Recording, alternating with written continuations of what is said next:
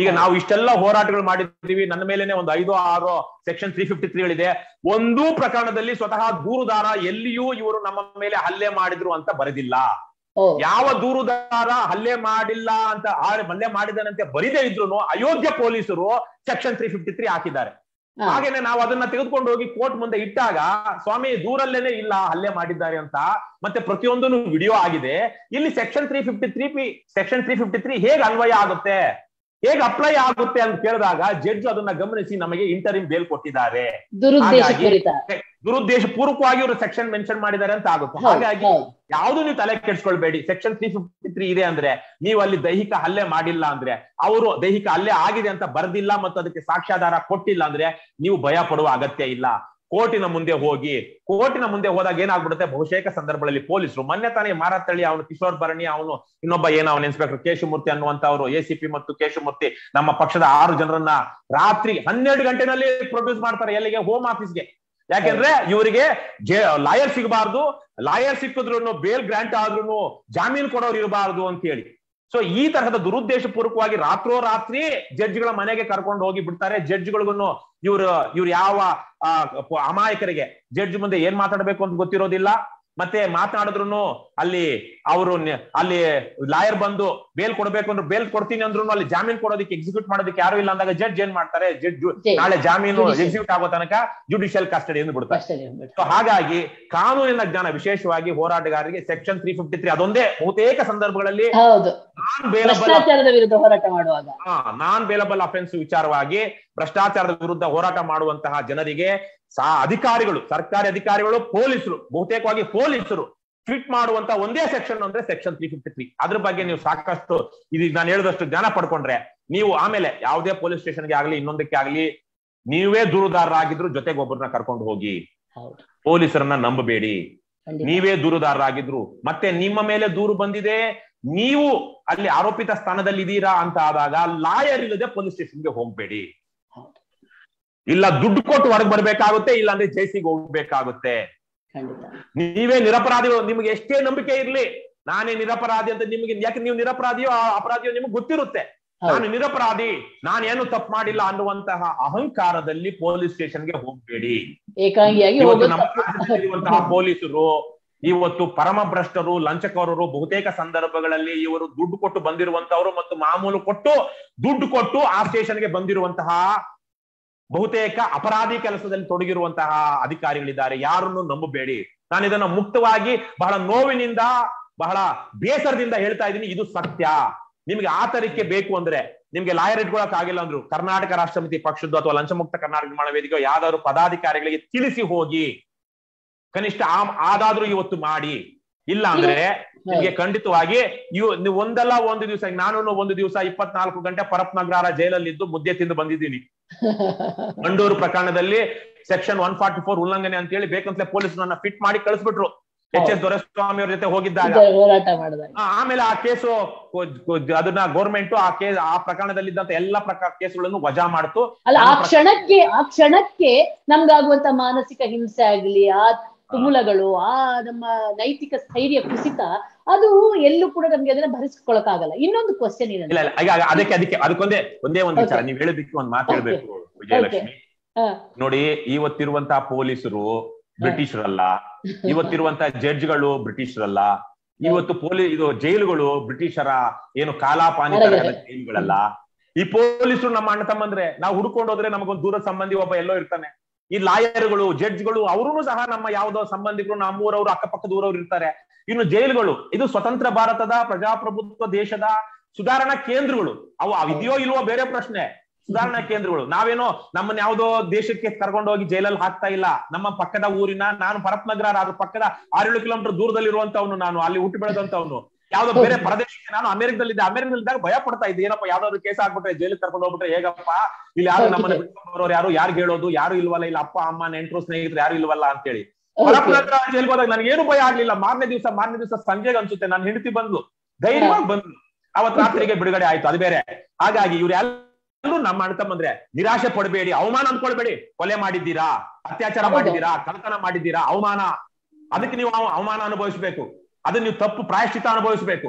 ಆದ್ರೆ ನ್ಯಾಯ ಕೇಳೋದಿಕ್ ಹೋದಾಗ ಯಾವ್ದೋ ಸುಳ್ಳು ಕೇಸಲ್ಲಿ ಫಿಟ್ ಮಾಡಿದ್ದಾರೆ ಅಂದಾಗ ಸ್ವಾತಂತ್ರ್ಯ ಹೋರಾಟಗಾರರ ಮೇಲೆ ಹೇಗೆ ಪ್ರಕರಣಗಳು ದಾಖಲಾಗಿ ಅವರನ್ನ ಜೈಲಿಗೆ ಕಳಿಸಿದಾಗಲೂ ಅವರು ಧೈರ್ಯವಾಗಿ ಇನ್ಕ್ಲಾಬ್ ಜಿಂದಾಬಾದ್ ಅಂದ್ಕೊಂಡು ಹೋದ್ರು. ಆ ರೀತಿಯಲ್ಲಿ ಹೋಗಿ ನಮ್ಮ ಅಣ್ಣ ತಮ್ಮಂದ್ರೆ, ನಮ್ಮ ರಕ್ತ ಸಂಬಂಧಿಗಳೇ ಪೊಲೀಸರು, ಜಡ್ಜ್ಗಳು, ಜೈಲಲ್ಲಿ ಇರುವಂತವ್ರು ಭಯ ಪಡಬೇಡಿ, ಅವಮಾನ ಅಂತ ಭಾವಿಸ್ಲೇಬೇಡಿ, ನಾಚಿಕೆ ಅವಮಾನವನ್ನು ಅನುಭವಿಸಬೇಡಿ. ಸಾರ್ವಜನಿಕವಾಗಿ ನೀವು ಹೋರಾಟಕ್ಕೆ ಇಳಿದಾಗ ಅವಮಾನವನ್ನ ನುಂಗಿಕೊಳ್ಳೋದನ್ನ ಅಪಮಾನ ಪೀನೇಕಿ ತಾಕತ್ ಅಂತಾರೆ, ನೀವು ಅದನ್ನ ಸಂಪಾದಿಸ್ಕೊಳ್ಳಿ. ಒಂದು ಏನಂದ್ರೆ ಈಗ ನಾವು ನಮ್ಗೀಗ ಮೊಬೈಲ್ ಅನ್ನುವಂಥದ್ದು ಒಂಥರ ಅಸ್ತ್ರ ಆಗ್ಬಿಟ್ಟಿದೆ.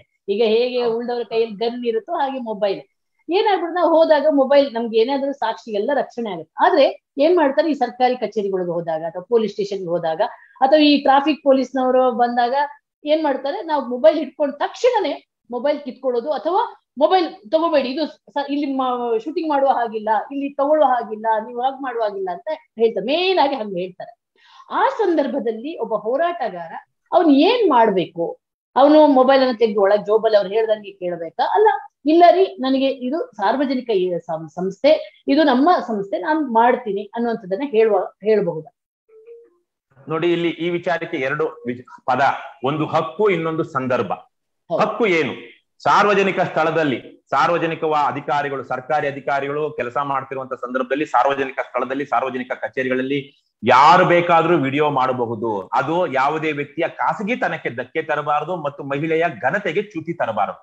ಹೌದು, ಒಬ್ಬ ಮಹಿಳೆಯ ಘನತೆಯನ್ನ ಕುಗ್ಗಿಸುವಂತಹ, ಯಾವುದು ಕಾಂಪ್ರಮೈಸಿಂಗ್ ಪೊಸಿಷನ್ ನಲ್ಲಿರುವಂತಹ ಈ ತರಹದ ಅಸಭ್ಯ, ಅಶ್ಲೀಲ ಅನ್ನುವಂತಹ ವಿಡಿಯೋಗಳನ್ನ ದೃಶ್ಯಗಳನ್ನ ಚಿತ್ರೀಕರಣ ಮಾಡಬಾರದು ಮತ್ತು ವ್ಯಕ್ತಿಯ ಖಾಸಗಿತನದ ಹಕ್ಕಿಗೆ ಧಕ್ಕೆ ತರಬಾರದು. ಅಂದ್ರೆ ಅವರ ಖಾಸಗಿ ಕೊಠಡಿಯಲ್ಲಿ ಹೋಗುವಂತಹದ್ದು, ಅವ್ರ ಅಥವಾ ಇನ್ಯಾವುದೋ ಒಂದು, ಆಗ್ಲೇ ನಾನು ಹೇಳಿದಂಗೆ ಮಹಿಳೆಯ ಘನತೆಗೆ ಚ್ಯುತಿ ಬರುವಂತಹ ಒಂದು ಯಾವುದೋ ಒಂದು ಭಂಗಿಯಲ್ಲಿರುವಾಗ ಈ ತರದನ್ನ ತೆಗಿಬಾರದು. ಅದು ಬಿಟ್ರೆ ಪಬ್ಲಿಕ್ ಪ್ಲೇಸ್ ಅಲ್ಲಿ ಯಾರು ಯಾವುದನ್ನ ಬೇಕಾದ್ರೂ ವಿಡಿಯೋ ಮಾಡಬಹುದು, ಯಾವುದನ್ನ ಬೇಕಾದ್ರೂ ಸೋಷಿಯಲ್ ಮೀಡಿಯಾದಲ್ಲಿ ಪ್ರಚಾರ ಮಾಡಬಹುದು.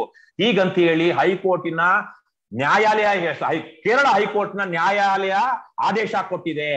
ಹಾಗಾಗಿ ಒಂದು ಹೈಕೋರ್ಟಿನ ಆದೇಶ ಅದು ಸರಿಯಲ್ಲ ಅಂತ ಇನ್ನೊಂದು ಹೈಕೋರ್ಟ್ ಅಥವಾ ಸುಪ್ರೀಂ ಕೋರ್ಟ್ ಹೇಳುವ ತನಕ ದೇಶದ ಎಲ್ಲ ರಾಜ್ಯಗಳಿಗೂ ಅದು ಅನ್ವಯವಾಗುತ್ತೆ. ಯಾವುದೇ ಹೈಕೋರ್ಟಿನ ತೀರ್ಪು ಅದು ಸರಿಯಲ್ಲ, ಅದು ತಪ್ಪು ಅಂತ ಸುಪ್ರೀಂ ಕೋರ್ಟ್ ಆಗ್ಲಿ ಇನ್ನೊಂದು ಹೈಕೋರ್ಟ್ ಆಗ್ಲಿ ಅದನ್ನ ಬದಿಗಿಡುವ ತನಕ ಆ ಹೈಕೋರ್ಟಿನ ತೀರ್ಪು ದೇಶದ ಪ್ರತಿಯೊಂದು ರಾಜ್ಯದಲ್ಲೂ ಅನ್ವಯವಾಗುತ್ತೆ. ಹಾಗಾಗಿ ಸಾರ್ವಜನಿಕ ಸ್ಥಳದಲ್ಲಿ ವಿಡಿಯೋ ಮಾಡುವಂತಹದ್ದು ಅಪರಾಧ ಅಲ್ಲ ಮತ್ತು ಅದು ನಮ್ಮ ಹಕ್ಕು ಅಲ್ಲ, ನಮ್ಮ ಹಕ್ಕು ಅನ್ನೋದನ್ನ ನಾವು ತಿಳ್ಕೊಳ್ಬೇಕು. ಯಾರು ವಿಡಿಯೋ ಮಾಡಬೇಡಿ ಅಂತ ಹೇಳ್ತಿರೋ ಯಾಕೆ ಹೇಳ್ತಾ ಇದ್ದಾರೆ ಅಂದ್ರೆ, ಅವರು ನಾವು ಈಗ ಯಾವ್ದೋ ಒಂದು ತಪ್ಪನ್ನ ಮಾಡ್ತಾ ಇದೀವಿ, ಆ ತಪ್ಪನ್ನ ನೀವು ಸಾಕ್ಷ್ಯ ಮಾಡ್ಕೊಳ್ತಾ ಇದ್ದೀರಾ, ಹಾಗಾಗಿ ಬೇಡ ಅಂತ ಹೇಳ್ತಾರೆ ಹೊರತು ಅದು ನಿಮ್ಮ ಹಕ್ಕಲ್ಲ ಅಂತ ಹೇಳಕ್ ಆಗ್ತಾ ಇಲ್ಲ ಅವ್ರಿಗೆ. ಸೊ ಇನ್ನು ಎರಡನೇದಾಗಿ ಸಂದರ್ಭ. ಈಗ ನಾವು ನಮ್ಮ ಪಕ್ಷದ ಪದಾಧಿಕಾರಿಗಳಿಗೆ ಎಲ್ರಿಗೂ ಹೇಳ್ತೀವಿ, ಒಬ್ಬೊಬ್ಬರೇ ವಿಡಿಯೋ ಮಾಡಬೇಡಿ. ನೀವು ಒಬ್ಬರೇ ವಿಡಿಯೋ ಮಾಡ್ತಾ ಇದ್ದು ಮಿಕ್ಕಿದ 10-15 ಜನ ನಿಂತ್ಕೊಂಡು ನೋಡ್ತಾ ಇದ್ರೆ ಆ ಕಡೆ ಇರುವಂತ ಯಾವನೋ ಒಬ್ಬ ಕದಿಮ ಬಂದು ಪಟ್ ಅಂತ ಹೊಡೆದು ವಿಡಿಯೋವನ್ನ ಹೊಡೆದಾಕಿ, ಇಲ್ಲಿ ಬೆಂಗಳೂರಲ್ಲಿ ರಾಮಲಿಂಗಾರೆಡ್ಡಿ ಗೃಹ ಮಂತ್ರಿ ಆಗಿದ್ದಾಗ ಅವರ ಚೇಲ ಮಂಜುನಾಥ್ ರೆಡ್ಡಿ ಅಂತ ಒಬ್ಬ ಗೂಂಡಾ ಮೇಯರ್ ಇದ್ದ, ಆ ಗೂಂಡಾ ಮಾಜಿ ಮೇಯರ್ ಆಗಿದ್ದ ಅವನ ಮಗ ಬಂದು ನಮ್ಮ ಪಕ್ಷದ ಪ್ರಧಾನ ಯುವ ಘಟಕದ ಅಧ್ಯಕ್ಷ ರಘು ಜಾಣಗೆರೆ ಅವರ 50-60 ಸಾವಿರ ರೂಪಾಯಿಯ ಆಪಲ್ ಫೋನ್, ಐಫೋನ್ ಅನ್ನ ಹೊಡೆದಾಕಿ ಕಿತ್ಕೊಂಡು, ಅದೊಂದೇ ಫೋನ್ ವಿಡಿಯೋ ಆಗ್ತಾ ಇದ್ದು ನನ್ಗೆ ಗೊತ್ತಿದ್ದಂಗೆ, ಅಥವಾ ಇನ್ನೊಂದು ಆಗ್ತಿತ್ತು, ಕಿತ್ಕೊಂಡು ಹೊಡೆದಾಕ್ಬಿಟ್ಟ. ನಾವೇನು ಮಾಡ್ಕೊಳಕ್ ಆಗ್ಲಿಲ್ಲ, ಯಾಕಂದ್ರೆ ಅಲ್ಲಿ ಬೇರೆಯವ್ರನ್ನು ಇನ್ನೊಬ್ರು ವತ್ಸಲ ಜನನಿ ಅಂತಿದ್ರು, ಅವರು ವಿಡಿಯೋ ಮಾಡ್ತಾ ಇದ್ರು, ಅವ್ರದ್ದು ಕಿತ್ಕೊಂಡ ಮೇಲೆ ನಮ್ ಸಾಕ್ಷಿಗಳೇ ಇಲ್ಲದಂಗ ಆಗ್ಬಿಡ್ತು. ಆ ಫೋನ್ ಅಲ್ಲಿ ಇದ್ದಂತ ಸಾಕ್ಷಿನೂ ಹೋಗ್ಬಿಡ್ತು, ಫೋನ್ ಹೊಡೆದೋಯ್ತು. ಹಾಗಾಗಿ ಒಬ್ಬೊಬ್ಬರೇ ವಿಡಿಯೋ ಮಾಡಬೇಡಿ, ಸಂದರ್ಭ ನೋಡ್ಕೊಂಡು ವಿಡಿಯೋ ಮಾಡಿ. ಯಾಕಂದ್ರೆ ನಿಮ್ಮ ಎದುರಾಳಿಗಳು ಗೂಂಡಾಗಳಾಗಿರ್ತಾರೆ ಬಹುತೇಕ ಸಂದರ್ಭಗಳಲ್ಲಿ. ಸರ್ಕಾರಿ ಅಧಿಕಾರಿಗಳು ಇತ್ತೀಚೆಗೆ ಹಾಗೆ ಆಯ್ತು, ನಮಗೆ ನಮ್ಮ ಪಕ್ಷದ ಇವರಿಗೆ ಹುಬ್ಬಳ್ಳಿ ತಾಲೂಕು ಕಚೇರಿಯಲ್ಲಿ ಹಾಗೆ ಆಯ್ತು. ಹಾಗಾಗಿ 2-3 ಜನ ವಿಡಿಯೋ ಮಾಡಿ, ಬೇರೆ ಬೇರೆ ಆಂಗಲ್ ಇದ್ದ ಮಾಡಿ, ಒಬ್ಬ ವಿಡಿಯೋವನ್ನ ಕಿತ್ಕೊಳಕ್ ಬರ್ತಾ ಇದ್ದಾನೆ ಅನ್ನೋದು ಸಹ ಇನ್ನೊಂದು ಫೋನ್ ಅಲ್ಲಿ ರೆಕಾರ್ಡ್ ಆಗ್ಬೇಕು. ನೀವು ಒಬ್ಬೊಬ್ಬರೇ ಇರೋವಾಗ ಆಮೇಲೆ ಎಲ್ಲಾ ಸಂದರ್ಭಗಳಲ್ಲೂ ನಾವೇ ಹೋರಾಟ ಮಾಡಬೇಕು ಅಂತಿಲ್ಲ, ಎಲ್ಲಾ ಅನ್ಯಾಯ ಅಕ್ರಮಗಳನ್ನ ನಾವೇ ನಿಲ್ಲಿಸಬೇಕು ಅಂತಿಲ್ಲ. ನಾವು ಪ್ರಾಣ ಕೊಟ್ಟು ಯಾವ್ದೋ ಒಂದು ಸಣ್ಣ ವಿಚಾರಕ್ಕೆ ಅಕ್ರಮವನ್ನ ನಿಲ್ಲಿಸಬೇಕಾಗಿಲ್ಲ, ಸಮಯ ಕಾಯೋಣ. ಈ ಸಂದರ್ಭದಲ್ಲಿ ನನ್ನ ಪ್ರಾಣ ಹಾನಿ ಆಗುತ್ತೆ, ಆಮೇಲೆ ಫೋನ್ ಅನ್ನೋದು ಕೆಲವೊಬ್ಬರಿಗೆ ಅದು ತುಂಬಾ ದೊಡ್ಡ ವಿಚಾರ ಅಲ್ಲದೆ ಇರಬಹುದು, ಆದ್ರೆ ಕೆಲವೊಬ್ಬರಿಗೆ ಕಷ್ಟಾರ್ಜಿತವಾದದ್ದು. 5,000-10,000 ರೂಪಾಯಿ ದುಡ್ದೇ ಅದನ್ನ ಕಷ್ಟಪಟ್ಟು ತೆಗೆದುಕೊಂಡಿರ್ತಾರೆ. ಆ ಫೋನ್ ಹೊಡೆದೋದ ಮೇಲೆ ಇನ್ನೊಂದು ಫೋನ್ ತೆಗೆದುಕೊಳ್ಳೋದಕ್ಕೂ ಅವ್ರಿಗೆ ಕಷ್ಟ ಆಗಿರುತ್ತೆ. ಹಾಗಾಗಿ ನೀವು ಅಂತ ಸಂದರ್ಭದಲ್ಲಿ ನಿಮ್ಮ ಫೋನ್ ಕಿತ್ಕೊಳ್ಳೋದು ಇವೆಲ್ಲ ಆಗುತ್ತೆ ಅಂದಾಗ ಮಾಡೋದಿಕ್ಕೆ ಹೋಗ್ಬೇಡಿ. ಆದ್ರೆ ಇವೆಲ್ಲದರ ಜೊತೆಗೆ ಇನ್ನೊಂದು ಹಕ್ಕು ನಿಮಗಿದೆ. ಯಾವುದೇ ಒಬ್ಬ ವ್ಯಕ್ತಿ, ಪೊಲೀಸ್ ಆಗಿರಬಹುದು, ಇನ್ನೊಬ್ಬ ಆಗಿರಬಹುದು, ಒಬ್ಬ ವ್ಯಕ್ತಿಯ ಫೋನ್ ಅನ್ನ ಕಿತ್ಕೊಂಡಿದ್ದಾನೆ ಅಂದ್ರೆ ಅದು ರಾಬರಿ, ನೀವು ದೂರು ಕೊಡಬಹುದು. ಬಲಾತ್ಕಾರವಾಗಿ ನಿಮ್ಮ ಫೋನ್ ಅನ್ನ ಕಿತ್ಕೊಂಡಿದ್ದಾನೆ ಅಂದ್ರೆ ಅದು ಪರ್ಟಿಕ್ಯುಲರ್ ಸೆಕ್ಷನ್ ನನಗೆ ಗೊತ್ತಿಲ್ಲ. It comes under robbery. ಪೊಲೀಸರ ವಿರುದ್ಧವೇ ದೂರು ಕೊಡಬಹುದು. ಮತ್ತೆ ನಿಮ್ಮನ್ನ ಹೆದರ್ಸಿ ಬೆದರಿಸಿ ನಿಮ್ಮ ಫೋನ್ ನಲ್ಲಿ ನಿಮ್ಮ ಕೈಯಿಂದಾನೇ ವಿಡಿಯೋವನ್ನ ನೋಡಿ ನಿಮ್ಮ ಓಪನ್ ಮಾಡಿಸಿ ಆತ ನೋಡಿ ಡಿಲೀಟ್ ಮಾಡಿದ್ದಾನೆ ಅಂದ್ರೆ ಅದು ನಿಮ್ಮ ಖಾಸಗಿ ಹಕ್ಕಿನ ಉಲ್ಲಂಘನೆ. ಐಟಿ ಯಾವುದೋ ಒಂದು ಪರ್ಟಿಕ್ಯುಲರ್ ಐಟಿ ಸೆಕ್ಷನ್ ಅಡಿಯಲ್ಲಿ, ಅದು ಇನ್ಫಾರ್ಮೇಶನ್ ಟೆಕ್ನಾಲಜಿ ಸೆಕ್ಷನ್ ಅಡಿಯಲ್ಲಿ ನಿಮ್ಮ ಖಾಸಗಿತನದ ಹಕ್ಕಿನ ಉಲ್ಲಂಘನೆ. ಡಿಲೀಟ್ ಮಾಡೋದು ಅಪರಾಧ. ನೀವು ಆಗ ಮಾಡಿದ್ದಾನೆ ಅಂದ್ರೆ ಆ ಪೊಲೀಸನ ವಿರುದ್ಧ ಆಗ್ಲಿ ಅಥವಾ ಸರ್ಕಾರಿ ಅಧಿಕಾರಿ ವಿರುದ್ಧವಾಗ್ಲಿ ಅಥವಾ ಯಾವುದೋ ಖಾಸಗಿ ವ್ಯಕ್ತಿಯ ವಿರುದ್ಧವಾಗ್ಲಿ ನೀವು ಕೋರ್ಟ್ ಇದು ಪೊಲೀಸ್ ಸ್ಟೇಷನ್ ಅಲ್ಲಿ ದೂರು ದಾಖಲಿಸಬಹುದು. ಆಗ ಈಗೆಲ್ಲ ನಾವು ಎಷ್ಟೋ ಕಡೆಗಳಲ್ಲಿ ದೂರು ಕೊಟ್ಟಿದ್ದೀವಿ, ಈ ತರ ಫೋನ್ ಪೊಲೀಸರು ಕಿತ್ಕೊಂಡಿದ್ದಾರೆ, ಸರ್ಕಾರಿ ಅಧಿಕಾರಿಗಳು ಕಿತ್ಕೊಂಡು ಅದನ್ನ ಡಿಲೀಟ್ ಮಾಡಿದ್ದಾರೆ, ನಮ್ ಫೋನ್ ಕೊಟ್ಟಿಲ್ಲ ಅಂತೇಳಿ. ಪೊಲೀಸರು ಎಷ್ಟೋ ಕಡೆಗಳಲ್ಲಿ ದೂರು FIR ರಿಜಿಸ್ಟರ್ ಮಾಡೋದಿಲ್ಲ. ನಾವು ಹೋರಾಡ್ಬೇಕು. ನಾವೇನು ಹಾಗಂತೇಳಿ ಪೊಲೀಸರು ಕೊಟ್ಟಿಲ್ಲ ಅಂತೇಳಿ ನಾವು ಬೇರೆ ರೀತಿಯಲ್ಲಿ ಹೋಗೋದಿಕ್ಕಾಗತ್ತಾ? ಕಾನೂನಲ್ಲಿ ನಮ್ಗೇನು ಅವಕಾಶ ಇದೆ? ನಾವು SP ತನಕ ಹೋಗ್ಬೇಕು, SP-ಗೂ ದೂರು ಕೊಡಬೇಕು. SP ಇದ್ರೆ SP ದೂರು ತಗೊಂಡೇ ತೆಗೆದುಕೊಳ್ತಾನೆ ಎಲ್ಲಾ ಸಂದರ್ಭಗಳು. ನಾವ್ ಏನ್ ಮಾಡ್ಬಿಡ್ತೀವಿ, ಒಂದ್ ಸಂದರ್ಭದಲ್ಲಿ ನಮ್ಮ ಜನ ತಪ್ಪೇನ್ ಮಾಡ್ತಾರೆ ಅಂದ್ರೆ ಬಹುತೇಕ ಸಂದರ್ಭಗಳಲ್ಲಿ ಪೊಲೀಸ್ ಸ್ಟೇಷನ್ ಅಲ್ಲಿ ದೂರು ಕೊಡ್ತಾರೆ, ಅವರು FIR ರಿಜಿಸ್ಟರ್ ಮಾಡ್ಲಿಲ್ಲ ಅಂದ್ರೆ ಪೊಲೀಸರು ಮಾಡೋದೇ ಇಲ್ಲ ಅನ್ಕೊಂಡ್ಬಿಡ್ತಾರೆ. ನಮಗೆ ಯಾವ ಮಾರ್ಗಗಳಿದೆ ಅನ್ನೋದು ನಾವು ನಿರಾಶಾದಾಯಕವಾಗಿ, ಇಲ್ಲಿ ಬಾಗಿಲು ಮುಚ್ಚಿದೆ ಅಂದ್ರೆ ಇನ್ನೊಂದು ಕಡೆ ಬಾಗಿಲು ತೆಗೆದಿರೋ ಬಾಗಿಲನ್ನ ನೋಡಕ್ಕೆ ಹೋಗೋದಿಲ್ಲ. ನಮ್ಮ ಮುಂದೆ ಇರುವಂತ ಬಾಗಿಲು ಮುಚ್ಚಿಬಿಟ್ಟಿದೆ ಅನ್ಕೊಂಡ್ಬಿಡ್ತೀವಿ. ಹಲವಾರು ಬಾಗಿಲುಗಳಿದೆ, ಇನ್ನು ಹಲವಾರು ಬಾಗಿಲುಗಳು ನಮಗೆ ಹೊರಗೆ. ನ್ಯಾಯಾಲಯವಾದ್ರೂ ಇದೆಯಲ್ಲ, ಯಾರು ತಗೊಳ್ಳಿಲ್ಲ, ನ್ಯಾಯಾಲಯ ಇದೆ. SP-ಗೆ ಕೊಡಿ. SP-ನೂ ತೆಗೆದುಕೊಳ್ಳಿಲ್ವಾ? ನೀವು PCR ಪ್ರೈವೇಟ್ ಕಂಪ್ಲೇಂಟ್ ರಿಜಿಸ್ಟರ್ ಮಾಡಿ, ಖಾಸಗಿ ಕಂಪ್ಲೇಂಟ್ ದೂರು ಕೊಡಿ. ಯಾವ ಒಬ್ಬ ಒಳ್ಳೆ ವಕೀಲರನ್ನ ಇಟ್ಕೊಳ್ಳಿ, ಕೋರ್ಟ್ಗೆ ಹಾಕಿ, ಕೋರ್ಟ್ ಆವಾಗ FIR ರಿಜಿಸ್ಟರ್ ಮಾಡ್ಕೊಳ್ಳಿ ಅಂತ ಡೈರೆಕ್ಷನ್ ಕೊಡುತ್ತೆ. ಹಾಗಾಗಿ ಹೋರಾಟಗಾರರಿಗೆ ನೀವು ಹೇಳಿದ್ರಲ್ವಾ ಕಾನೂನಿನ ಜ್ಞಾನ, ಈ ಪ್ರಾಥಮಿಕ ಜ್ಞಾನಗಳಿರ್ಬೇಕು. ಆಗ್ಲೇ ನಾನು ಹೇಳಿದಾಗೆ ನನಗೇನೆ ನಾನು ಇವೆಲ್ಲ ಈ ಹೋರಾಟಗಳಿಗೆ ಬರೋದಿಕ್ ಮೊದಲು ನಾನು ಒಬ್ಬ ಅಜ್ಞಾನಿ. ಇವತ್ತು ಒಂದು ರೀತಿಯಲ್ಲಿ ಅರೆಬರೆ ಜ್ಞಾನಿಯ ರೀತಿ ಮಾತನಾಡ್ತಾ ಇದ್ದೀನಿ. ಇನ್ನೊಂದಷ್ಟು ಕೇಸ್ಗಳು ಹಾಕಿದ ಮೇಲೆ, ಇನ್ನೊಂದಷ್ಟು ಮೈ ಮೇಲೆ ಎಳ್ಕೊಂಡ ಮೇಲೆ, ಇನ್ನೊಂದಷ್ಟು ಸಮಸ್ಯೆಗಳಾದ್ಮೇಲೆ ನಾನು ಖಂಡಿತ ಗ್ಯಾರಂಟಿ ಅದೇನೋ ಇದೆಯಲ್ಲ, ಒಂದು ಹೊಸ ವೈದ್ಯನಿಗಿಂತ ಹಳೆ ರೋಗಿ ವಾಸಿ ಅಂತ. ನಮ್ಮಂತ ಹಳೆ ರೋಗಿಗಳು ಹೊಸ ವಕೀಲರಿಗಿಂತ ಚೆನ್ನಾಗಿ ನಾವು ಕಾನೂನಿನ ಜ್ಞಾನವನ್ನ ಹೇಳ್ಬಹುದು. ಆದ್ರೆ ಇವೆಲ್ಲವೂ ಅನುಭವದ ಮೂಲಕ ಬರುತ್ತೆ. ಜನ ಇದನ್ನ ಅರ್ಥ ಮಾಡ್ಕೊಳ್ಬೇಕು. ರಾಬರಿ, ಖಾಸಗಿತನದ ಉಲ್ಲಂಘನೆ, ಈ ತರದ ಎಲ್ಲಾ ಕೇಸ್ಗಳ ಅಡಿಯಲ್ಲಿ ಇಂಥವುಗಳೇ ಅನುಕೂಲಕ್ಕೆ ಬರೋದು. ಇಂಥ ಜ್ಞಾನಗಳೇ ಅನುಕೂಲಕ್ಕೆ ಬೇಸಿಕ್ ಆಗಿ ನಾವು ಅದನ್ನು ತಿಳ್ಕೊಬೇಕು.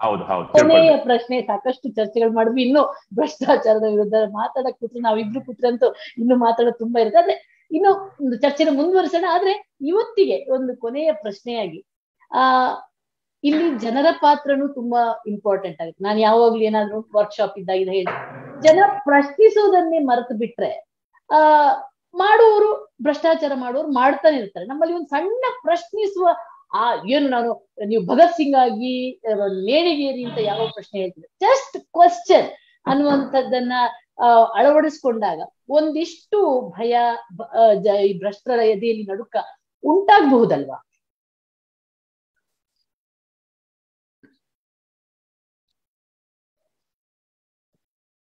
ಹಲೋ, ಹೇಳಿ. ಸ್ವಲ್ಪ ಇದಾಯ್ತು, ಕಟ್ಟಾಯ್ತು, ಮತ್ತೊಮ್ಮೆ ಕೇಳ. ಹೇಳಿ, ಪರವಾಗಿಲ್ಲ. ಈಗ ಅದೇ ಏನಂದ್ರೆ, ಈಗ ಕೊನೆಯದಾಗಿ ಏನಾಗ್ಬಿಡುತ್ತೆ, ಎಲ್ಲವೂ ಕೂಡ ಭ್ರಷ್ಟಾಚಾರ ಏನಿಲ್ಲ ನಮ್ಗೆ ಸಂಬಂಧಪಟ್ಟಿರುವಂತದ್ದು. ಒಂದಲ್ಲ ಒಂದು ರೀತಿಯಲ್ಲಿ ನನಗೆ ಅದು ಪರಿಣಾಮ ಬೀರುವಂತದ್ದು. ಆದ್ರೆ ನಾನು ಅದನ್ನ ಪ್ರಶ್ನಿಸ್ಲೇ ಇಲ್ಲ, ನನ್ ಕಣ್ಮುಂದೆ ನಡೀತಿದೆ ಅಂದ್ರೆ ನಾನು ಅದನ್ನ ಕಣ್ಮುಚ್ಕೊಂಡು ಹೋದ್ರೆ, ಅದೇ ಹೇಳ್ತಾರಲ್ಲ, ಮೌನವಾಗಿರುವಂತ ಬುದ್ಧಿವಂತರೆ ನಮ್ಮ ಈ ಸಮಾಜಕ್ಕೆ ಅಪಾಯಕಾರಿ ಪರಿಸ್ಥಿತಿಗೆ ಕಾರಣ ಆಗಿರುತ್ತೆ. ಸೊ ಹಾಗಾಗಿ ನಾವು ಪ್ರಶ್ನೆ ಮಾಡದಂತ ಒಂದು ಸಣ್ಣ ಕಿಡಿ ನಮ್ಮಲ್ಲಿ ಇಲ್ಲ ಅಂದ್ರೆ, ನಾವು ಏನೋ ಭಗತ್ ಸಿಂಗ್ ಆಗೋದು ಬೇಡ, ಅಥವಾ ಗಲ್ಲಿಗೆ ಇರುವಂತ ದೊಡ್ಡ ಕಿಚ್ಚಿನ ಹೋರಾಟದ ಕಿಚ್ಚು ಬೇಡ, ಆದ್ರೆ ಪ್ರಶ್ನಿಸುವಂತ ಕಿಡಿ ನಮ್ಮಲ್ಲಿ ಇರ್ಬೇಕು ಅನ್ನುವಂಥದ್ದು ಅನುಭವ ನಿಮ್ಗೆ ಏನ್ ಅನ್ಸುತ್ತೆ? ಈಗ ಭಾವಗಳೆಲ್ಲ ಪ್ರಶ್ನಿಸುವಂತ ಕಿಚ್ಚಿ ಇಲ್ಲಲ್ಲ, ಯಾಕೆ ಈ ರೀತಿ ಆಗ್ತಾ ಇದೆ? ಯಾಕೆ ಅಂತ ಹೇಳೋದಿಕ್ ಮೊದಲು ನಾನು 2 ಕೋಟ್ಸ್ ನ ಇಲ್ಲಿ ಉದಾಹರಿಸ್ತೀನಿ. ಡೆಮಾಕ್ರಸಿ ಮತ್ತು ಕಾನ್ಸ್ಟಿಟ್ಯೂಷನ್ ಬಗ್ಗೆ ಇರುವಂತಹ ಕೋಟ್ಸ್ ಅವು. ಡೆಮಾಕ್ರಸಿ ಬಗ್ಗೆ ಮತ್ತು ಲಿಬರ್ಟಿ, ಒಟ್ಟಾರೆ ಸ್ವಾತಂತ್ರ್ಯದ ಬಗ್ಗೆ ಒಂದು ಪ್ರಸಿದ್ಧವಾದಂತಹ ಕೋಟ್ ಇದೆ. Eternal vigilance is the price for liberty ಅಂತ. ಪ್ರಜಾಪ್ರಭುತ್ವ ಉಳಿಬೇಕು ಅನ್ನೋ ಆಗಿದ್ರೆ ಸದಾ ಜಾಗೃತರಾಗಿರ್ಬೇಕು ಪ್ರಜೆಗಳು. ಆ ಪ್ರಜಾಪ್ರಭುತ್ವ ವ್ಯವಸ್ಥೆಯಲ್ಲಿ ಬದುಕಿರುವಂತಹ ಪ್ರಜೆಗಳು ಜಾಗೃತವಾಗಿರ್ಬೇಕು. ಎಟರ್ನಲ್ ವಿಜಿಲೆನ್ಸ್, ಅದು ಮಾತ್ರ ನಾವು ಅದು ಲಿಬರ್ಟಿಯನ್ನ ಕಾಪಾಡ್ಕೊಳ್ಳೋದಿಕ್ಕೆ ಇರುವಂತಹ ಬೆಲೆ, ಅದು ತೆರಬೇಕಾದಂತ ಬೆಲೆ. ನಾವು ಜಾಗೃತಿಯನ್ನೇ ಕಳ್ಕೊಂಡು ಪ್ರಶ್ನಿಸುವ ಮನೋಭಾವವನ್ನೇ ಕಳ್ಕೊಂಡ ಮೇಲೆ ನಿಮಗೆ ಲಿಬರ್ಟಿ, ಫ್ರೀಡಮ್, ರೈಟ್ಸ್ ಏನೂ ಇರೋದಿಲ್ಲ. ಯಾರೋ ಸರ್ವಾಧಿಕಾರಿಗಳು ಬರ್ತಾರೆ, ಇನ್ಯಾವುದೋ ವಂಶ ಪಾರಂಪರ್ಯದೇನೋ ಬರುತ್ತೆ, ನೀವು ಗುಲಾಮರಾಗ್ತೀರಾ. ಆವತ್ತಿನ ಸಮಾಜದ ವ್ಯಕ್ತಿಗಳು ಗುಲಾಮರಾಗ್ತಾರೆ. 2ನೇದು, ನಮ್ಮ ಸಂವಿಧಾನ ಶಿಲ್ಪಿ ಬಾಬಾ ಸಾಹೇಬ್ ಅಂಬೇಡ್ಕರ್ ಅವರು ಸಂವಿಧಾನವನ್ನ ಭಾರತದ ಪ್ರಜೆಗಳಿಗೆ ಅರ್ಪಿಸೋದಕ್ಕೆ ಮೊದಲು ಒಂದು ಮಾತನ್ನ ಹೇಳ್ತಾರೆ. However good a constitution may be, if the people who are implementing it are not good, it will prove to be bad. However bad a constitution may be, if the people who are implementing it are good, it will prove to be good ಅಂತ. ಸಂವಿಧಾನ ಎಷ್ಟೇ ಶ್ರೇಷ್ಠವಾಗಿದ್ರು ಅದನ್ನ ನಿರ್ವಹಿಸುವಂತಹ ಅನುಷ್ಠಾನಗೊಳಿಸುವಂತಹ ಜನರು ಅಯೋಗ್ಯರಾಗಿದ್ದರೆ ಆ ಸಂವಿಧಾನದಿಂದ ಉಪಯೋಗ ಇಲ್ಲ. ಸಂವಿಧಾನ ಎಷ್ಟೇ ಕೆಟ್ಟದಾಗಿದ್ರು ಆವತ್ತಿನ ಸಮಾಜದಲ್ಲಿ ಅದನ್ನು ನಿರ್ವಹಿಸುವಂತಹ ಜನ ಒಂದಷ್ಟು ಯೋಗ್ಯರು, ಪ್ರಾಮಾಣಿಕರು, ನ್ಯಾಯಪರರು ಆಗಿದ್ರೆ ಅಂತಹ ಕೆಟ್ಟ ಸಂವಿಧಾನ ಇರುವಂತಹ ಸಂದರ್ಭದಲ್ಲಿಯೂ ಸಹ ಅದು ನ್ಯಾಯಯುತ ಸಂವಿಧಾನವಾಗುತ್ತೆ ಅಂತ. ಸೊ ಈಗ ನೀವು ಕೇಳಿದಂತ ಪ್ರಶ್ನೆಗೆ ಇನ್ನೊಂದು ಕೋಟ್ ಹೇಳ್ತೀನಿ. In a democracy people get the leaders they deserve ಅಂತ. ಪ್ರಜಾಪ್ರಭುತ್ವದಲ್ಲಿ ಅವರ ಯೋಗ್ಯತೆಗೆ ತಕ್ಕಂತಹ ನಾಯಕರು ಮತ್ತು ಆಡಳಿತ ಸಿಗುತ್ತೆ ಅಂತ. ಸೊ ಇವತ್ತಿನ ನಮ್ಮೆಲ್ಲ ಭ್ರಷ್ಟಾಚಾರ, ಅಸಮಾನತೆ, ಅನ್ಯಾಯಗಳಿಗೆ ನಾವೇ ಕಾರಣ. ಈ ದೇಶದ, ಈ ರಾಜ್ಯದ ಪ್ರಜೆಗಳೇ ಕಾರಣ, ಮತದಾರರೇ ಕಾರಣ. ಹಾಗಾಗಿ ಅದೆಷ್ಟೇ ದೊಡ್ಡ ಇನ್ಸ್ಟಿಟ್ಯೂಷನ್ ಇರ್ಲಿ, ACB, ಲೋಕಾಯುಕ್ತ, ಕೋರ್ಟ್ ಯಾವುದೇ ಇರ್ಲಿ, ಅವು ಇವತ್ತು ಸರಿಯಾಗಿ ಕಾರ್ಯನಿರ್ವಹಿಸ್ತಾ ಇಲ್ಲ ಅಂದ್ರೆ ನಮ್ಮ ಆಯ್ಕೆಗಳೇ ತಪ್ಪು ಆಗಿರೋದಕ್ಕೆ ಕಾರಣ. ಅವೆಲ್ಲದರ ಮೇಲೆ ಉಸ್ತುವಾರಿ ವಹಿಸಬೇಕಾಗಿರುವಂತಹ ಶಾಸಕಾಂಗ, ನಮ್ಮ ಜನಪ್ರತಿನಿಧಿಗಳು ಪರಮಭ್ರಷ್ಟರಾಗಿರೋದಕ್ಕೆ ಕಾರಣ ಪರಮಭ್ರಷ್ಟರನ್ನ ಆಯ್ಕೆ ಮಾಡ್ತಾ ಇರುವಂತಹ ಸಮಾಜ. ಹಾಗಾಗಿ ಇವು ಆಗಿದೆ. ಆದ್ರೆ ಈಗ ಜನರಲ್ಲಿ ಒಂದು ಚೈತನ್ಯ ಬಂದಿದೆ, ಪ್ರಶ್ನಿಸುವಂತಹ ಮನೋಭಾವ ಇವತ್ತು ಜಾಸ್ತಿ ಆಗ್ತಾ ಇದೆ. ಈಗ ನೋಡಿ, ನಮ್ಮ ಪಕ್ಷದ ಕಾರಣಕ್ಕಾಗಿನೇ ಇವತ್ತು ರಾಜ್ಯದಲ್ಲಿ ಲಕ್ಷಾಂತರ ಜನ ಸ್ಫೂರ್ತಿ ಪಡೆದಿದ್ದಾರೆ. ವಿಶೇಷವಾಗಿ ಈಗ ನೀವು ಮಾಧ್ಯಮದವರು, ನಿಮ್ಗೊಂದಷ್ಟು ರಕ್ಷಣೆ ಇರುತ್ತೆ ಮತ್ತು ನೀವು ಸೆಲೆಬ್ರಿಟಿಗಳಾಗಿರ್ತೀರಾ, ಕೆಲವೊಂದು ಸಲ ಜನರಿಗೆ ಪರಿಚಿತರಾಗಿರ್ತೀರಾ ಮತ್ತು ನಿಮಗೊಂದಷ್ಟು ಇನ್ಸ್ಟಿಟ್ಯೂಷನಲ್ ಸಪೋರ್ಟ್ ಇರುತ್ತೆ. ಆದ್ರೆ ಸಾಮಾನ್ಯ ಜನರಿಗೆ ಎಲ್ಲಿ ಆ ಸಪೋರ್ಟ್ ಅಂತ ನೋಡಿದಾಗ ಬಹಳ ಜನರಿಗೆ ಇರೋದಿಲ್ಲ. ಆದ್ರೆ ಕರ್ನಾಟಕ ರಾಷ್ಟ್ರ ಸಮಿತಿ ಪಕ್ಷದ ಕಾರ್ಯಕರ್ತರು, ಸೈನಿಕರು ಪದೇ ಪದೇ ವಿಡಿಯೋ ಮಾಡಿ, ಲೈವ್ ಮಾಡಿ ಜನರ ಭ್ರಷ್ಟರನ್ನ ಎದುರಾಕೊಂಡ ಕಾರಣಕ್ಕಾಗಿ ಈ ಕೆಲಸನ ನಾನು ಮಾಡಬಹುದಲ್ವಾ? ಅವ್ರು ಯಾರು? ಈ ರವಿಕೃಷ್ಣಾರೆಡ್ಡಿ ಒಬ್ಬನೇ ಮಾಡ್ತಾ ಇಲ್ಲ. ನಮ್ಮೂರಲ್ಲಿ ಗೊತ್ತೇ ಇಲ್ಲ ಯಾರೋ ಒಬ್ರು KRS ಪಾರ್ಟಿ, ಅವ್ರ ಹೆಸರೇ ಗೊತ್ತಿಲ್ಲ, ಅವ್ರು ಇವತ್ತು ವಿಡಿಯೋ ಮಾಡಿ ಕೇಳ್ತಾ ಇದ್ರು ಅಂದಾಗ ಅದು ಒಬ್ಬ ಸ್ಥಳೀಯ ಯಾವುದೋ ಅನಾಮಿಕ ವ್ಯಕ್ತಿ, ಅನಾಮಧೇಯ ವ್ಯಕ್ತಿ ಪ್ರಶ್ನೆ ಮಾಡ್ತಿದ್ದಾನೆ ಅಂದಾಗ ಅದು ಸಾವಿರಾರು ಜನರಿಗೆ ಸ್ಫೂರ್ತಿ ಕೊಡುತ್ತೆ. ಹಾಗಾಗಿ ಇವತ್ತು ಒಂದು ಬದಲಾವಣೆ ಆಗ್ತಾ ಇದೆ. ಆ ಬದಲಾವಣೆ ಆಗ್ಲಿಲ್ಲ ಅಂದ್ರೆ ಇವತ್ತು ಸಾಮಾಜಿಕ ನ್ಯಾಯದ ಬಗ್ಗೆ ಒಂದು ಮಾತು ಹೇಳ್ಬೇಕು. ಇವತ್ತು ಸಾಮಾಜಿಕ ನ್ಯಾಯ ಅಂದ್ರೆ ಏನು? ದುರ್ಬಲರಿಗೆ, ದಮನಿತರಿಗೆ, ದಲಿತರಿಗೆ, ಒಟ್ಟಾರೆಯಾಗಿ ಹಿಂದುಳಿದವರಿಗೆ, ಬಡವರಿಗೆ ಒಂದು ಸಮಾನತೆಯ, ಒಂದು ಘನತೆಯಿಂದ ಬದುಕುವಂತಹ ವ್ಯವಸ್ಥೆಯನ್ನ ರೂಪಿಸುವಂತಹದ್ದೇ ಸಾಮಾಜಿಕ ನ್ಯಾಯ. ಇವತ್ತು ಅಂತಹ ಸಾಮಾಜಿಕ ನ್ಯಾಯಕ್ಕೆ ಏನೆಲ್ಲ, ಯಾವುದೇ ವರ್ಗದ ವ್ಯಕ್ತಿಗಳನ್ನ, ಯಾವುದೇ ಕೋಮು, ಜಾತಿ ಕಾರಣಕ್ಕಾಗಿ ನಾವು ಅವಹೇಳನ ಮಾಡಬಾರದು, ಅವರನ್ನ ಹೀಗಳೆಯಬಾರದು, ಅವರಿಗೆ ತಾರತಮ್ಯ ಮಾಡಬಾರದು ಅನ್ನುವಂತಹ ಕಾಯ್ದೆ ಕಾನೂನುಗಳು, ಮಾಡಿದರೆ ಅದು ಶಿಕ್ಷಾರ್ಹ ಅಪರಾಧ ಅನ್ನುವಂತಹ ಕಾಯ್ದೆಗಳು ಇವತ್ತು ನಮ್ಮ ದೇಶದಲ್ಲಿ ಇವೆ. ಅದೇ ರೀತಿಯಲ್ಲಿ ಬಡತನವನ್ನ ನಿರ್ಮೂಲನ ಮಾಡೋದಕ್ಕೆ ಬೇಕಾದಂತಹ ಸಾವಿರಾರು ಕೋಟಿ ರೂಪಾಯಿಗಳ ಯೋಜನೆಗಳು ಅನುಷ್ಠಾನವಾಗ್ತಾ ಇವೆ ಅಲ್ವಾ? ಕಾಯ್ದೆಗಳು ಇವೆ, ಯೋಜನೆಗಳು ಇವೆ. ಆದ್ರೆ ಯಾಕೆ ಇವತ್ತು ಇನ್ನು ಸಾಮಾಜಿಕ ನ್ಯಾಯ ದಕ್ಕಿಲ್ಲ? ಇವತ್ತಿನ ಸಾಮಾಜಿಕ ನ್ಯಾಯದ ಅತಿ ದೊಡ್ಡ ಶತ್ರು ಭ್ರಷ್ಟಾಚಾರ. ನಾವು ಹಕ್ಕು ಪಡ್ಕೊಳ್ಬೇಕು, ನನಗೆ ನನ್ನ ಜಾತಿ ಕಾರಣಕ್ಕಾಗೋ ಇನ್ನೊಂದು ಕಾರಣಕ್ಕಾಗೋ ಅಲ್ಲಿ ತಾರತಮ್ಯ ಆಗಿದೆ, ನನ್ನನ್ನ ವಂಚಿಸಿದ್ದಾರೆ, ನನ್ನನ್ನ ಮೇಲೆ ದಬ್ಬಾಳಿಕೆ ಮಾಡಿದ್ದಾರೆ, ನನ್ನ ಮೇಲೆ ಹಲ್ಲೆ ಮಾಡಿದ್ದಾರೆ, ನಮ್ಮ ಮನೆಯಲ್ಲಿ ಯಾರೋ ಮೇಲೆ ಅತ್ಯಾಚಾರ ಮಾಡಿದ್ದಾರೆ ಅಂತ ಹೇಳಿ ಕಂಪ್ಲೇಂಟ್ ಕೊಟ್ರು ಆ ಅತ್ಯಾಚಾರ ಮಾಡಿರುವಂತವ್ರು, ಕೊಲೆ ಮಾಡಿರುವಂತವ್ರು ಬಲಿಷ್ಠರಾಗಿ ಹೋಗಿ ಒಬ್ಬ ಇನ್ಸ್ಪೆಕ್ಟರ್ನ ಕೊಂಡುಕೊಂಡ್ರೆ ನಿಮಗೆ ನ್ಯಾಯ ಎಲ್ಲಿ ಸಿಗುತ್ತೆ? ಸಂಬಳ ನನ್ನ ಹಕ್ಕು, ಗಿಂಬಳ ನನ್ನ ತಾಕತ್ತು, ಕೆಲಸ ನನ್ನ ಮರ್ಜಿ ಅನ್ನುವಂತಹ ಅಧಿಕಾರಿಗಳಿರುವಾಗ ಅವರು ಸಾಮಾಜಿಕ ನ್ಯಾಯವನ್ನ ಕೊಡಿಸೋದಿಲ್ಲ. ಹಾಗೇನೆ ಎಷ್ಟೋ ನೂರಾರು ಕೋಟಿ ರೂಪಾಯಿಗಳ ಯೋಜನೆಗಳಿದೆ, ಫಲಾನುಭವಿಗಳಿಗೆ ಸಿಗ್ತಾ ಇದೆಯಾ? ನಾವು ಒಂದು 1000 ರೂಪಾಯಿ ಯಾವುದೋ ಒಂದು ಯೋಜನೆಯ ಫಲಾನುಭವಿಗಳು ನಾವು, ಅದು 1000 ರೂಪಾಯಿ ಬರುತ್ತೆ ಅಂದ್ರೆ 1500 ರೂಪಾಯಿ ನಾವು ಕೆಲಸ ಮಾಡಿ ಅಥವಾ ಲಂಚ ಕೊಟ್ಟು 1000 ರೂಪಾಯಿ ತೆಗೆದುಕೊಂಡ್ರೆ ನಮ್ಗೆ ಏನ್ ಅನುಕೂಲವಾಗುತ್ತೆ? ಹಾಗಾಗಿ ಇವತ್ತು ಸಾಮಾಜಿಕ ನ್ಯಾಯದ ಅತಿ ದೊಡ್ಡ ಶತ್ರು ಭ್ರಷ್ಟಾಚಾರ. ಈ ಹಿನ್ನೆಲೆಯಲ್ಲಿ ಇವತ್ತು ಜನ ಇವೆಲ್ಲವನ್ನು ಗಮನಿಸಿಕೊಂಡು ಅವರು ಒಂದಷ್ಟು ಸ್ಫೂರ್ತಿಯನ್ನ ಪಡಿಬೇಕು. ಈಗ ನಾವು ಮಾಡ್ತಾ ಇರುವಂತಹ ಹೋರಾಟಗಳು, ಕಾರ್ಯಕ್ರಮಗಳ ಮೂಲಕ ಒಂದಷ್ಟು ಚೈತನ್ಯವನ್ನ ಪಡಿಬೇಕು. ಇವತ್ತು ರಾಜ್ಯಾದ್ಯಂತ ನಿಮ್ಗೆ ಸಾವಿರಾರು ಜನ ಕರೆ ಮಾಡ್ತಾ ಇದ್ದಾರೆ, ಲಕ್ಷಾಂತರ ಜನ ನಿಮ್ಮ ಕಾರ್ಯಕ್ರಮಗಳಲ್ಲಿ ಕಾಮೆಂಟ್ ಹಾಕ್ತಾ ಇದ್ದಾರೆ. ಅವ್ರೆಲ್ರಿಗೂ ಇವತ್ತು ಸ್ಫೂರ್ತಿ ಬರೋದಕ್ಕೆ ನೀವು ಕಾರಣರಾಗಿದ್ದೀರಾ. ಹಾಗಾಗಿ ಅದು ಸ್ವಲ್ಪ ಸಮಯ ತೆಗೆದುಕೊಳ್ಳುತ್ತೆ. ಇದು ಎವಲ್ಯೂಷನ್, ವಿಕಾಸದ ಪಥದಲ್ಲಿದ್ದೀವಿ. ಇಷ್ಟೋ ದಿವಸಗಳ ಕಾಲ ನಾನೊಂದು ಯಾವಾಗಲೂ ಹೇಳ್ತಾ ಇರ್ತೀನಿ, ಸರ್ಕಾರಿ ಕಚೇರಿಗಳಿಗೆ ಹೋಗಿ ಸರ್ಕಾರಿ ಅಧಿಕಾರಿಗಳು ಕೊಡುವ ಕಿರುಕುಳ ಮತ್ತು ಲಂಚಕೋರತನವನ್ನ ಪ್ರಶ್ನೆ ಮಾಡೋದಕ್ಕೆ ಸಾಧ್ಯವೇ ಇಲ್ಲ ಅನ್ನುವಂತಹ ಒಂದು ಅಸಹಾಯಕ ಪರಿಸ್ಥಿತಿಯಲ್ಲಿ, ಪೊಲೀಸರ ದಬ್ಬಾಳಿಕೆ, ದೌರ್ಜನ್ಯ, ಲಂಚಕೋರತನವನ್ನ ನಾವು ಪ್ರಶ್ನೆ ಮಾಡೋದಕ್ಕೆ ಸಾಧ್ಯವೇ ಇಲ್ಲ ಅನ್ನುವಂತಹ ಅಸಹಾಯಕ ಪರಿಸ್ಥಿತಿಯಲ್ಲಿ ಇವತ್ತು ಒಂದು ಸಣ್ಣ ಆಶಾಕಿರಣವಾಗಿ, ತುಂಬಾ ದೊಡ್ಡ ಆಶಾಕಿರಣ ಆಗಿದೆ ಅಂತ ನಾನು ಹೇಳೋದಿಲ್ಲ, ಸಣ್ಣ ಆಶಾಕಿರಣವಾಗಿ ಇವತ್ತು ಕರ್ನಾಟಕ ರಾಷ್ಟ್ರ ಸಮಿತಿ ಪಕ್ಷ ಗೋಚರವಾಗ್ತಾ ಇದೆ. It's A very good development. It has become A phenomena. ಅದೇ ರೀತಿಯಲ್ಲಿ ನಿಮ್ಮ ಕಾರಣಕ್ಕಾಗಿ ಯಾರಿಲ್ಲ, ನಾನು ವಿಜಯಲಕ್ಷ್ಮಿ ಶಿಬ್ರೂರ್ ಅವರಿಗೆ ಫೋನ್ ಮಾಡಿ ಹೇಳ್ತೀನಿ, ಸಹಸ್ರಾರು ಜನ ಮಾತನಾಡ್ತಿದಾರಲ್ವಾ.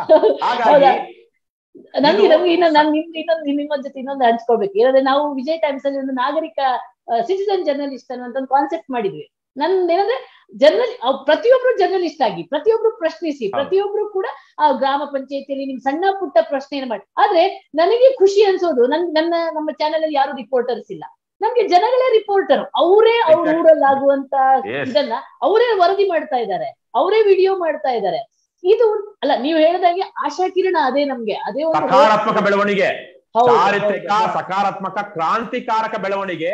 ಇದಕ್ಕೆ ಸ್ವಲ್ಪ ಸಮಯ ತೆಗೆದುಕೊಳ್ಳುತ್ತೆ. ಈಗ ಆ ಸ್ನೋಬಾಲ್ ಎಫೆಕ್ಟ್ ಅಂತಿದೆ, ಮೇಲಿಂದ ಅದು ಏನು ಮಂಜುಗಡ್ಡೆ ಉರುಳ್ತಾ ಇರುವಂತ ಅಕ್ಕಪಕ್ಕ ಇರುವಂತ ಮಂಜು, ಕಲ್ಲು, ಮುಳ್ಳು, ಮರ, ಕೊಂಬೆಗಳೆಲ್ಲ ಗುಡ್ಡೆಯಲ್ಲಿ ಬರುತ್ತೆ. ಹಾಗಾಗಿ ಅದೊಂದು ದೊಡ್ಡ ಬಲವಾಗಿ ಪರಿವರ್ತಿತವಾಗ್ಬಿಡುತ್ತೆ. ಹಾಗಾಗಿ ಇದಕ್ಕೊಂದು ಸ್ವಲ್ಪ ಸಮಯ ಬೇಕು. ನನ್ನ ಪ್ರಕಾರ 2023 ಚುನಾವಣೆ ಏನಿದೆ, 2023 ಚುನಾವಣೆಯಲ್ಲಿ ಈ ಸಬಲೀಕರಣಗೊಂಡಂತಹ, ಜಾಗೃತಗೊಂಡಂತಹ ಜನತೆ ಒಳ್ಳೆಯ ಆಯ್ಕೆಗಳನ್ನ ಮಾಡಿಕೊಳ್ತಾರೆ. ಅವರು ಹಣ ಹಂಚಿ ಎಂಡ ಕುಡ್ಸೋದಿಕ್ಕೆ ಬರ್ತಾರಲ್ವಾ, ಅವರನ್ನ ಕಾಲಲ್ಲಿರೋದನ್ನ ತೆಗೆದುಕೊಂಡು ಅವ್ರಿಗೆ ಬಡಿತಾರೆ, ವಿಡಿಯೋ ರೆಕಾರ್ಡ್ ಮಾಡ್ಕೊಳ್ತಾರೆ, ಸಾಕ್ಷ್ಯ ಸಮೇತವಾಗಿ ಇವನು ನನಗೆ ಆಮಿಷ ಒಡ್ಡೋದಿಕ್ ಬಂದಿದ್ದ ಅಂತೇಳಿ ಪೊಲೀಸರು ಕಂಪ್ಲೇಂಟ್ ಮಾಡ್ತಾರೆ. ಮೊನ್ನೆ ತಾನೇ ಇತ್ತೀಚೆಗೆ ನಿಮ್ಗೆ ಗೊತ್ತಿದೆ, ತೆಲಂಗಾಣ TRS ಪಕ್ಷದ ಒಬ್ಬ MP ಸಸ್ಪೆಂಡ್ ಆದ್ರು, ಜೈಲ್ಗೆ ಹೋದ್ರು ಅನ್ಸುತ್ತೆ.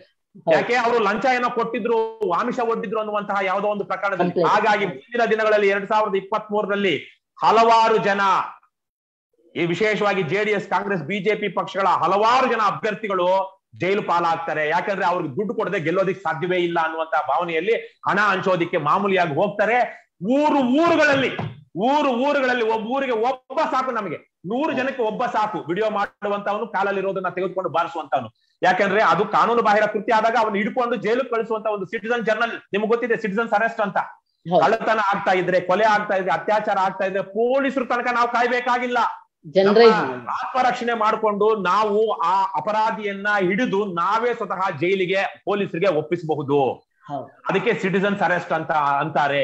ಪ್ರತಿಯೊಬ್ಬ ನಾಗರಿಕರಿಗೂ ಆ ಹಕ್ಕಿದೆ. ಎಲ್ಲೇ non bailable offence, cognisable offence ಆಗ್ತಾ ಇರುವಾಗ ಅದನ್ನ ತಡೆಯುವಂತಹ ಹಕ್ಕು ಮತ್ತು ಜವಾಬ್ದಾರಿ ಪ್ರತಿಯೊಬ್ಬ ನಾಗರಿಕರದು.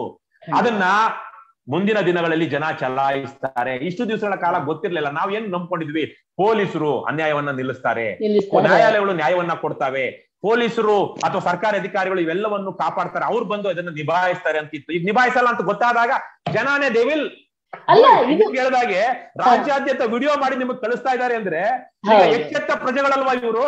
ಖಂಡಿತ ವಿಜಯ್ ಟೈಮ್ಸ್ ನಡೀತಿರೋದೇ ಜನರಿಂದ, ಅವರ ವರದಿಯಿಂದ ನಡೀತಿರೋದು, ನಮ್ಮಲ್ಲಿ ಯಾರು ವರದಿಗಾರರಿಲ್ಲ. ಸೊ ಇದು ಹೋಪ್.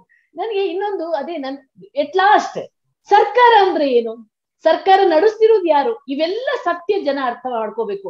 ಸರ್ಕಾರದ ಅಥವಾ ಯಾವುದೇ ರಾಜಕಾರಣಿ ವ್ಯಯಿಸುವಂತ 1 ರೂಪಾಯಿ ನಮ್ಮ ಹಣ, ನಾವು ಕಟ್ಟಿರುವಂತ ತೆರಿಗೆ ಹಣ. ಆ ಸತ್ಯನ ಜನ ಅರ್ಥ ಮಾಡ್ಕೋಬೇಕು. ಯಾವನು ಎಲ್ಲೂ ಉಚಿತ ಕೊಡಲ್ಲ. ಅವ್ರು ಯಾರು ಅವ್ರ ಅಪ್ಪನ ಮನೆಯಿಂದ ತಂದು ನಮ್ಗೆ ಏನೂ ಕೊಡ್ತಾ ಇಲ್ಲ. ಯಾರು ಏನೇ ಉಚಿತ ಕೊಟ್ರು ಅಂದ್ರು ಅದು ನಮ್ಮ ಹಣ. ಅದು ಯಾವ ನಾಯಕನ ದೊಡ್ಡ ಸ್ಥಿತಿಯೂ ಅಲ್ಲ, ಯಾವ ಪಕ್ಷದ ದೊಡ್ಡ ಸ್ಥಿತಿಯೂ ಅಲ್ಲ. ನಮ್ಮ ಹಣನ ಕೊಡ್ತಾ ಇದ್ದಾರೆ. ಅದು ಆ ಹಣ ಸರಿಯಾಗಿ ಆಗ್ತಾ ಇದೆಯಾ ಅನ್ನೋದನ್ನ ನಾವು ನೋಡ್ಬೇಕು. ನಾವು ವಾಚ್ ಡಾಗ್ಗಳಾಗಿರ್ಬೇಕು. ನಮ್ಮ ಸರ್ಕಾರ ರೀ, ನಮ್ಮ ಜನ, ನಮ್ಮ ಇದು ಅನ್ನುವಂತ ಒಂದು ಭಾವನೆ ಬಂದಾಗ, ಆವಾಗ ನಾನ್ ಕಳಿಸಿದ ನಾಯಕ ಸರಿಯಾಗಿ ಕೆಲಸ ಮಾಡ್ತಿದ್ದಾನ ಇಲ್ವಾ, ನನ್ನ ವ್ಯವಸ್ಥೆ ಸರಿಯಾಗಿ ಕೆಲಸ ಮಾಡ್ತಿದ್ಯಾ ಅನ್ನುವಂತ ಆ ಪ್ರಜ್ಞೆ ಬಂದಾಗ ಖಂಡಿತವಾಗ್ಲೂ ಕೂಡ ಪ್ರಜಾಪ್ರಭುತ್ವದಲ್ಲಿ ಒಬ್ಬ ಸರ್ವಾಧಿಕಾರಿಯದ್ದೋ, ಒಬ್ಬ ಕುಟುಂಬದ ರಾಜಕಾರಣದಿಂದಲೋ, ಒಬ್ಬ ಯಾರೋ ಒಬ್ಬ ರೌಡಿ ಬ್ಯಾಕ್ಗ್ರೌಂಡ್ ನಿಂದ ಬಂದ ರಾಜಕಾರಣಿಯೋ, ಯಾರೋ ಗುತ್ತಿಗೆದಾರ ಬ್ಯಾಕ್ಗ್ರೌಂಡ್ ನಿಂದ ಬಂದ ರಾಜಕಾರಣಿಯೋ ಅವನು ಮಾಡುವ ದರ್ಪ ದಬ್ಬಾಳಿಕೆಯನ್ನ ಸಹಿಸ್ಕೊಳಕ್ಕ ಆಗಲ್ಲ ಅನ್ನುವಂತಹ ಪ್ರಜ್ಞೆ ಬಂದ್ರೆ ಖಂಡಿತವಾಗ್ಲು ಪ್ರಜಾಪ್ರಭುತ್ವದಲ್ಲಿ ನಾವು ಖುಷಿಯಾಗಿ ಎಲ್ಲರೂ ಸಮಾನತೆ, ಎಲ್ಲ ನಾವ್ ಏನ್ ಕನಸುಗಳನ್ನ ಕಂಡಿದೀವಿ ಅದನ್ನ ಈಡೇರಿಸಕ್ ಸಾಧ್ಯ ಅಂತ ನಾವು ನಂಬಿದೀವಿ. ಇಂಥ ಹೊಸ ನಿಮ್ಮಂತ ಚಿಂತನೆ ಇರುವಂತಹ ನಾಯಕರು ಈ ಸಮಾಜಕ್ಕೆ ಬೇಕು. ಅಂತ ನಾಯಕರನ್ನ ನೀವು ಗುರುತಿಸಿ ಅವ್ರನ್ನ ಆರಿಸ್ಬೇಕಾದಂತ ಕರ್ತವ್ಯ ಕೂಡ ನಮ್ಮಲ್ಲಿ ಇದೆ ಅಂತ ಹೇಳ್ತಾ, ಭ್ರಷ್ಟಾಚಾರದ ವಿರುದ್ಧ ಹೋರಾಟ ನಿರಂತರವಾಗಿ ಹೀಗೆ ಮುಂದುವರಿಲಿ. ನೀವು ನಾಯಕರಾಗ್ತಿರೋ ಇಲ್ಲೋ, ಆದ್ರೆ ಆ ಕಿಚ್ಚು ಏನು ಹಚ್ಚಿದೀರಿ ಅದು ಕ್ರಾಂತಿಯ ರೂಪವನ್ನ ತಾಳ್ಲಿ ಅನ್ನುವಂಥದ್ದೇ ನಮ್ಮೆಲ್ಲರ ಆಶಯ. ಕಾರ್ಯಕ್ರಮಕ್ಕೆ ಆಗಮಿಸಕ್ಕಾಗಿ ತಮ್ಗೆ ಧನ್ಯವಾದ ರವಿಕೃಷ್ಣ ರೆಡ್ಡಿ ಅವರೇ. ನಮಸ್ಕಾರ. ಬದಲಾವಣೆಯ ಹಾದಿ ವಿಜಯ ಟೈಮ್ಸ್. ನಿಮ್ಮ ನೆಚ್ಚಿನ ವಿಜಯ ಟೈಮ್ಸ್ ಆಪ್ ಇದೀಗ ಗೂಗಲ್ ಪ್ಲೇಸ್ಟೋರ್ನಲ್ಲೂ ಲಭ್ಯ. ಗೂಗಲ್ ಪ್ಲೇಸ್ಟೋರಿಗೆ ಹೋಗಿ ವಿಜಯ ಟೈಮ್ಸ್ ಆಪ್ ಅಂತ ಟೈಪ್ ಮಾಡಿ ಫ್ರೀಯಾಗಿ ಡೌನ್ಲೋಡ್ ಮಾಡಿಕೊಳ್ಳಿ. ನಿಮ್ಮ ನೆಚ್ಚಿನ ಎಲ್ಲಾ ಸುದ್ದಿಯನ್ನ ತಪ್ಪದೆ ವೀಕ್ಷಿಸಿ. ವಿಜಯ ಟೈಮ್ಸ್ ವೆಬ್ಸೈಟ್ಗೆ ಲಾಗಿನ್ ಆಗಲು www.vijayatimes.com ಅಂತ ಟೈಪ್ ಮಾಡಿ. ಯೂಟ್ಯೂಬ್ಗೆ ವಿಸಿಟ್ ಮಾಡಲು ವಿಜಯ ಟೈಮ್ಸ್ ಅಂತ ಟೈಪ್ ಮಾಡಿ. ಫೇಸ್ಬುಕ್, ಟ್ವಿಟರ್, ಇನ್ಸ್ಟಾಗ್ರಾಮ್ ಅನ್ನ ವಿಜಯ ಟೈಮ್ಸ್ ಅಂತ ಟೈಪ್ ಮಾಡಿ, ಫಾಲೋ ಮಾಡಿ. ವಿಜಯ ಟೈಮ್ಸ್ ಅನ್ನ ಸಬ್ಸ್ಕ್ರೈಬ್ ಮಾಡಿ, ಲೈಕ್ ಮಾಡಿ, ಶೇರ್ ಮಾಡಿ, ಬೆಲ್ ಬಟನ್ ಅನ್ನ ಒತ್ತಿ.